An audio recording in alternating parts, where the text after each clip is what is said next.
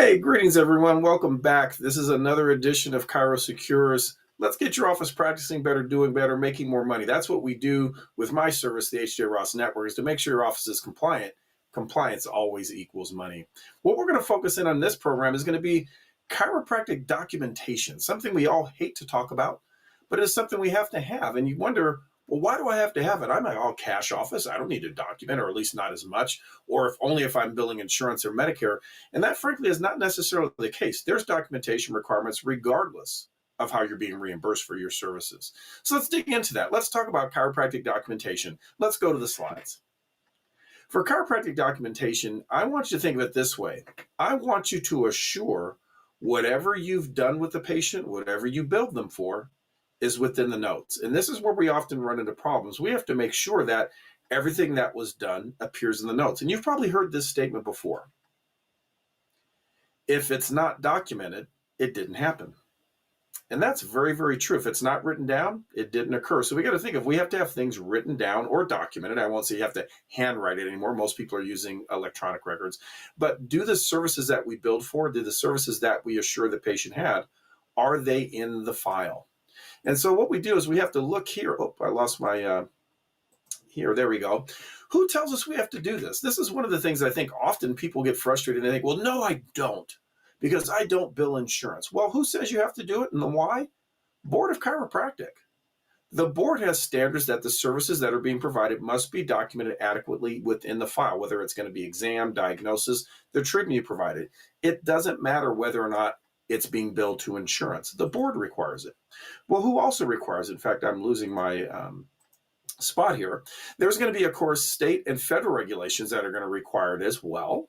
That's going to certainly fit. What do you mean by the state? Well, that's the board. The federal is going to be under the federal government, if you will, under standards of HIPAA, if nothing else. But realize there's city and county rules that may apply, as well as just community standards. And this does involve insurance, if you will, but also your peers, but more importantly, the patient. What if the patient comes back and says, this doctor did not perform these services, or I felt he charged me too much? How do you defend that the services you were done? It's what you've documented. So again, I want to get away from the whole insurance thing. I don't care. I want to make sure everything that we've done is in the file. What if the patient makes a complaint that something improper happened in the visit? Here's a good example. What about a patient that complains, I felt dizzy after the visit? What did you document at the end? One of the things you should be in the habit of is when you're finished with the visit, asking the patient how they feel and how they felt at the end of the visit. Because if you don't indicate it, that means the patient will say, well, I didn't feel anything, or I felt horrible. I want to know that, to document that, to make sure that if anyone comes back later and says, this patient felt dizzy, you're going to highlight, no, they did not. In fact, at the end of the visit, we inquire with the patient and document it. Now, it's not to say maybe they didn't feel it sometime later, but they cannot say it was felt there, and we documented that information. Well, you may wonder, what does the state board say? This is the Board of Chiropractic Examiners for California. And I want you to realize, I'm using California just as an example. I don't care what state you're in. You're going to find a lot of the same things here. You'll see things that talks about doing insurance fraud, unlicensed practice, sexual misconduct, all those bad things. I want to focus on really kind of the first thing. It says here, insurance fraud. Now, forget insurance. Billing for a service not rendered. Now, you may say, well, of course, Sam, I rendered the service, I charged the patient. Not if you didn't document it. If it's not documented, it didn't happen. So always think of, there's a requirement to document the services to make sure that if someone comes back and questions what was performed that day, whether it's going to be just a question of the patient or something where they're making a complaint, we're going to have information there. Here's one you can see. This is an insurance one. And of course, everyone thinks, well, I don't bill insurance. But look at what it says here. I think it's interesting. The objective of this audit was to see whether or not the doctor's records indicated what was done. It says here, for 11 members dated for about a year, it says upon review, it was found that 96% of the services were coded and paid inappropriately, while 3% were paid appropriately. So in other words, 97% error rate? What happened here that we didn't have it? Well, here's what it says. It says it recommends improvement in documentation compliance, modality not identified, partially or fully cloned medical records. This is where you have to be careful. Electronic health records, of course, is what you should be using, but be careful of certain aspects of just cloning information over and over. Says the same thing. If you were telling me I did ultrasound to the right patellar tendon for 8 minutes and that were cloned, I'd say, yeah, that sounds reasonable. Now, obviously, will that change a little bit day to day? Is it always going to be exactly 8 minutes? Maybe not. But nonetheless, there could be certain aspects, but please be careful. Don't clone subjective and objective data over and over. It doesn't make sense. That's not how a patient talks. By the way, does your patient actually ever say, I felt pain 51 to 74% of the time? Who in the world says that? Give me information what the patient really says here. And it says service billed, not rendered.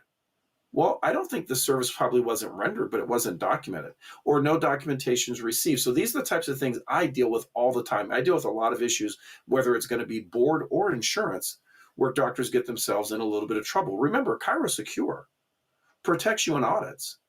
But one of the best things to do is protect you before it happens, so that making sure if someone looks at your records, no big deal. Everything is there. Well, I'm part of the United Healthcare Optum Health Coding and Reimbursement Committee. And one of the things I do within this committee, by the way, I'm not paid by them, I'm an appointed member. These are the things for chiropractic claims that they show that we have failure rates. Now, you'll notice illegible documentation went away in 2015, or at least a large amount of it, probably because we're using electronic records. But you'll notice service not documented, 6%. That's not too bad, but that's still higher than I'd like to see. But you'll notice the biggest issue that we have is there's no timed services that are documented properly, 22%. So that's a pretty large amount. So we want to make sure what things are we making sure are documented is time. Time documentation for chiropractic, particularly for time services, is a big issue. Think in yourself, did you actually document time? Did you tell me how many minutes? Or did you tell me from and to? I don't care which, by the way, just do that. That's not hard, not at all. In fact, I'm showing this for chiropractic, but take a look here. Everyone says, oh, chiropractic documentation is horrible. Well, let's see. Based on their audits, you'll notice who has the highest level? Not chiros, but PTs, 38% of the time. Chiros are at 20%. Now, I'm not proud of that. That means 3/4 of the time we're not doing a good job of making sure we've adequately documented the services provided. So let's fix that a little bit. Here's what part of the problem is. You'll see here it says, out of the 22 patients reviewed, 22 lack supporting documentation that validated the services billed. So what does this mean?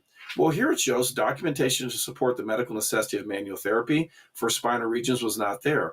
We need to have very specific things. Notice it says, description of the manual therapy technique, which may include one or more of the common manual therapy techniques. Realize trigger point therapy, manual traction, any of that's fine, but you have to say it. Don't say I did manual therapy, too broad.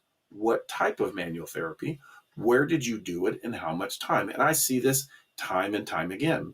So let's start with the first place we often run into problems. Exams.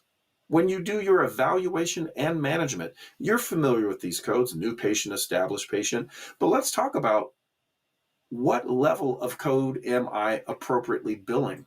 So by example, if I'm billing a 99202 or a 99203, how am I choosing that code? Well, let's go back. You'll look at each of these codes. A 202 says 15 to 29 minutes. A 203 says 30 to 44. So one of the aspects could be how much time is spent. And actually, you can use time. Realize, what are we documenting? The time we spend on exam should be documented if you are using time as the value. Let's face it, sometimes you can have a patient that doesn't have a very severe problem, but because of their past history, complicating factors, use of pharmacology or use of drugs or prescriptions, that exam, meaning history, may take an extended amount of time. So what if I spend over 30 minutes, but if the problem is relatively simple? Well, it happens because I have to have all that information properly. If it takes over 30 minutes, I'm going to bill in 99203. Now, if it takes, say, from 15 to 29, I'm going to bill in 99202. Now, you may say, well, Sam, what about if I spend less than that? Well, go back here. You'll notice a 202 says 15 to 29. So you might ask yourself, well, what code do I bill if I only spend 10 minutes? And that can happen. Let's face it, some of you can be very efficient. In fact, all of you will be very efficient on how you perform an exam. And the way you performed exams when you first started to now are a big difference. It doesn't take you as long. However, if the problem is of a severe enough level, the medical decision making may bring it there. So I'll give an example. What if you have a patient with a sprain or some type of trauma, and that exam only takes 10 to 12 minutes? Could that still qualify for a 99203? Absolutely. The reason why is the medical decision-making of that type of complaint or injury lends to a 203. So here's what I'm getting to. What am I documenting? I need you to, in the notes, whenever you have done an exam and you build for that level, have some indication of why. Did I build this exam because I spent 30 minutes? Or was it because I had medical decision making that fit that type of complaint? Probably one of the easiest ways to see this is just looking at the codes from a time value. Here you'll see the 15 minutes, 29, and so on. But you'll notice the medical decision making, and this is often confusing. People wonder, well, what do you mean by medical decision making? Now, I'm kind of making this a little bit simplistic, but it still fits. If a patient has one simple complaint, even if you spend 5 minutes on the evaluation, on the initial, would that still qualify for an E&M? You bet it does. It would be a 202. Notice, one self-limited or minor problem. Now, here's where a lot of people miss the boat. You know what a 203 equals? When someone has 2 or more complaints. How many patients come in your office with 2 complaints? I mean, several will come, oh, doc, my neck is hurting. But how many come in, oh, man, my neck, it's going in my shoulder. I'm feeling a bit in my mid and low back. Well, that's 2 or more complaints. That automatically makes it a 203. But notice what also does that is an acute injury. So any trauma will jump you up to a 203 because chances are if there's trauma, are you ordering extra tests, such as x-rays? So I want to highlight when you're documenting here to make sure that if you're billing a 203, I want you to be the first person to know, I know it's a 203 because I spent 30 minutes or there were 2 complaints or trauma. It is that simple, but you got to make sure it's in the notes. Remember, not documented, didn't happen. How about an acute complicated injury, a pretty significant trauma on a PI case that has radiation down the legs or something? Well, I call that a complicated case. That means that 204 fits that. But what if you don't spend 45 minutes? Well, that's okay because of the injury itself. Not always it's time. Think of it, medical doctors often don't use time at all because they're looking at something that may be severe but can do it within a short amount of time. Chiropractic was always pushed back on that we couldn't bill a higher code, but you can. But we have to make sure that if we're billing a higher code, justify it. It's got to be documented. What is it? Time or medical decision making. Now, 205 probably we don't get for medical decision making threat to life, but you ever had a patient that spent 60 minutes? That happens. I won't say it's typical, but it happens. So here's my point. When you're billing an E&M code, make sure it's separate and distinct from the evaluation associated with treatment. Then, of course, make sure whatever level you're billing, it fits the code, meaning by time or medical decision making. By the way, 202 to 205, these same parameters fit for 212 to 215. The only difference, time is a little shorter. Here's my point. When you've documented an exam, don't make anyone ever say, we don't see a separate exam. Yes, you do. It's separate, distinct, above and beyond what we normally do. And I've indicated time. I'm going to tell you, chances are you should do both. Because sometimes you may think something's going to take a short time. Before you know it, you're like, oh my God, that took much longer. Or sometimes it doesn't. Keep in mind, time doesn't just equal the time with the patient when it comes to these services. The things you do before and after on the same day as an exam can certainly count as well. Now, what's another big area of documentation you have to make sure you're compliant? Of course, our adjustment. It's the thing you do. Now, your chiropractic manipulation should be documented. Where did you manipulate? Of course. But remember, the code you are using has to match not based on your style of adjustment, but on the regions you're manipulating and the diagnosis. So by example, if you're doing a Gonstead, or maybe Gonstead's a bad example, maybe you're doing a diversified or activator style, you might adjust multiple areas of the spine to aid in correction of a cervical diagnosis. Perfectly fine. However, you cannot bill a 98942 just because you adjust all 5 regions. It's got to be based on diagnosis and the regions manipulated, and they have to meet. So by example, if you do only upper cervical, even though you've diagnosed 5 regions, you still get a 98940 because you're only manipulating 1. So keep in mind, documentation must match. So if you're billing a 98941, did you document a minimum of 3 regions that you have diagnosed and a minimum that you've manipulated them?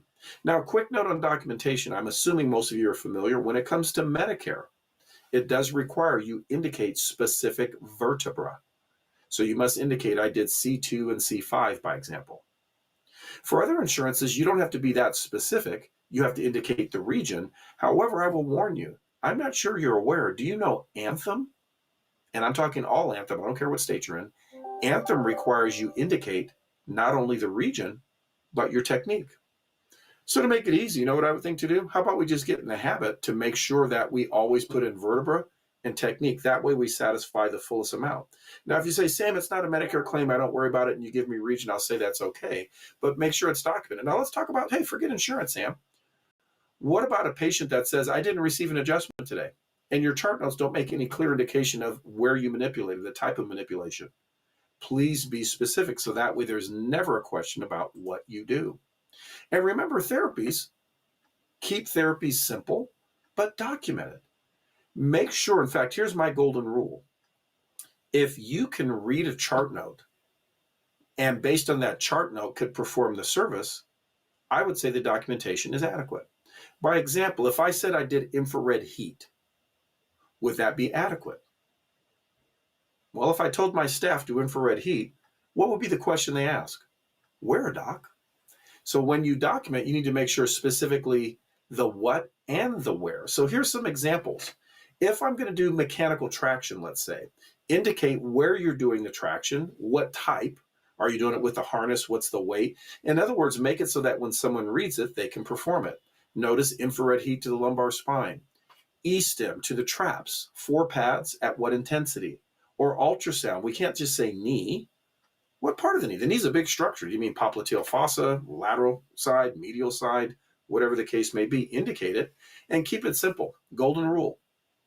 Be able to read it and perform it. What if I'm doing exercise therapy? What if I said, I did exercise for 20 minutes? Okay. What exercise did you do? Oh, we did curl-ups, 5 times 25. We did Supermans, 4 times 20. We did bird dogs, 3 times 20, and it took us 22 minutes. That would be the documentation. Don't create and make yourself upset like I have to write so much. Actually, you don't. Just make sure that when you go back to read it, you can exactly see what you did and how you did it. If you've done that, you're safe. Realize don't overcomplicate it, but also make sure that you have the simplest things there. In fact, always think Occam's razor. The answer is almost always the simplest. Can I read the note and see what's performed? Don't be caught with this. This is one of the things I deal with continuously. ChiroSecure, of course, covers you for audits. If someone audits your file, they're going to protect you. They're going to fight back. You know who they're going to use? Me. They're going to bring it to me. Hey, Sam, let's look at this. Can we defend it? Sometimes I can say, oh my God, this insurance is off their rocker, whomever's requesting it. It could be a state board. It could be a patient. Or sometimes I'll say, uh-oh. Let's not make yourself the uh-oh. Look at your notes critically and see whether or not they're there. That's what I do with the network service. If you're a member, guess what you have to do? Send me samples of your notes yearly so I can verify whether or not you're compliant. I want to correct it beforehand because if we're doing something that's not quite good, we can fix it. And that's really what we're looking for. That compliance saves you every single time. So keep in mind, that's what we do. ChiroSecure is there to help. So is HJ Ross. Go to our website, take a look. You want to have expert help day to day, a place to always go to learn how to make sure claims get paid, how to make more money, whether it's prepaid plans or otherwise. Come and see me. Thank you, everyone. See you next time.